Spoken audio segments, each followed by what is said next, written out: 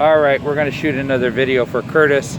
Got the TXV removed, put a piston in line, got the refrigerant line cut out that was all kinked in here. Used to be kinked right here. Got it all cut out, it's replaced, and we did a pressure test, but everything's pressurizing well. Got the ice.